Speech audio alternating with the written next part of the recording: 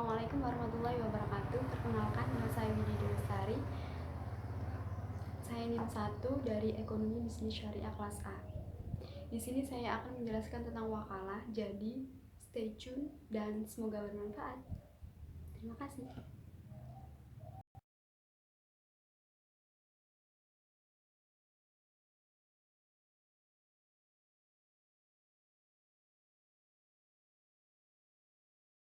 Apa sih itu wakalah? Wakalah adalah pelimpahan kekuasaan oleh seseorang sebagai pihak pertama kepada orang lain sebagai pihak kedua dalam hal-hal yang diwakilkan.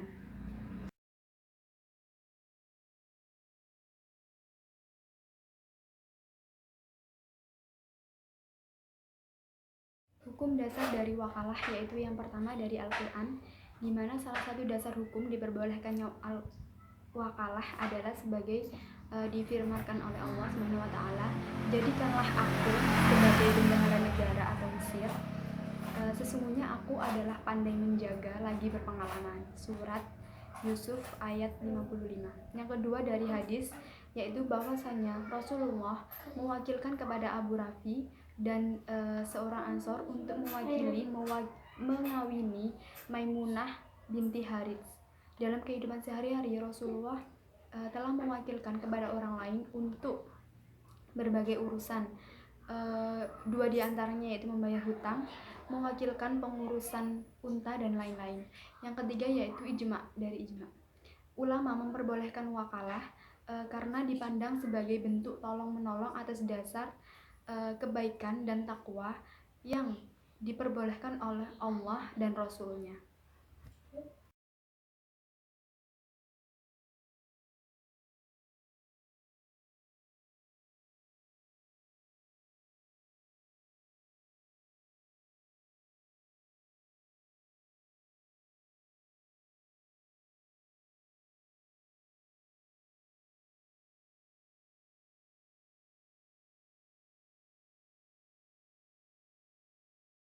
Yaitu ada syarat dan akad dari wakalah. Yang pertama harus ada pelaku, di mana pelaku ini ada dua, yaitu orang yang mewakilkan dan orang yang diwakilkan.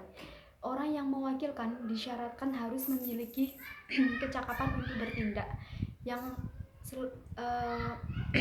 sedangkan orang yang diwakilkan yaitu memiliki kecakapan akan suatu aturan yang mengatur proses akad wakalah. Yang kedua yaitu adanya objek yang diwakilkan, di mana objek yang harus berbentuk pekerjaan yang pada saat dikuasakan menjadi hak pemberi kuasa. Selanjutnya pekerjaan yang dikuasakan harus jelas dan spesifik. Yang ketiga objek dari jenis pekerjaan yang menerima untuk dikuasakan oleh orang lain. Yang ketiga yaitu syarat dan akadnya ada ijab qabul, di mana bahasa dari memberi kuasa harus mewakili kerelaannya menyerahkan kuasa kepada al-wakil. Selanjutnya penerimaan kuasa hanya cukup menerimanya meskipun tidak ada ucapan. Selanjutnya yaitu hal-hal yang dapat membatalkan akad dari wakalah. Ada tiga, yaitu yang pertama adanya pembatalan kontrak. Bagi kedua belah pihak berhak dan memiliki hak untuk membatalkan ikatan atau kontrak atas keduanya kapanpun yang mereka kehendaki.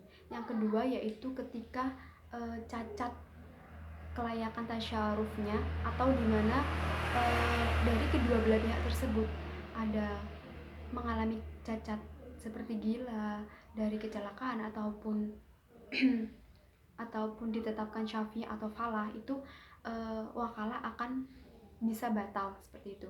Yang ketiga ini yang terakhir yaitu hilangnya status kepemilikan. Di sini contohnya itu seperti ketika al-muwakil menjual sepeda motor yang akan dikuasakan kepada al-wakil, tetapi sepeda motor ini dicuri atau hilang dan mengalami kerusakan secara total, maka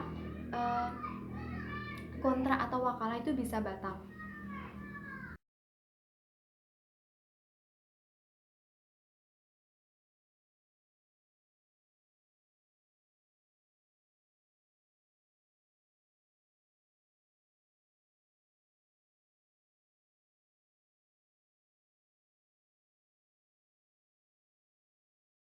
Selanjutnya yaitu akad wakalah.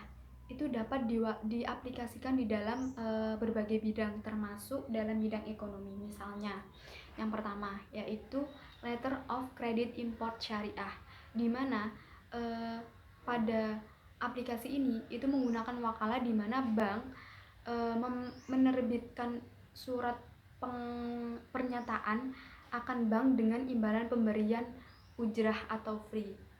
Yang kedua yaitu letter of credit export, di mana pada aplikasi ini menggunakan akad wakalah, di mana bank menerbitkan surat pernyataan akan membayar kepada eksportir untuk memfasilitasi perdagangan ekspor.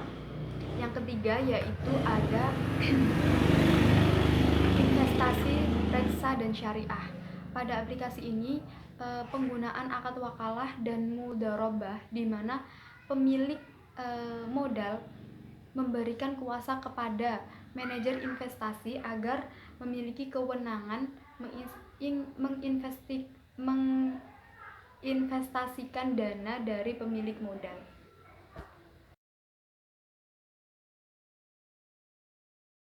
Thanks for watching.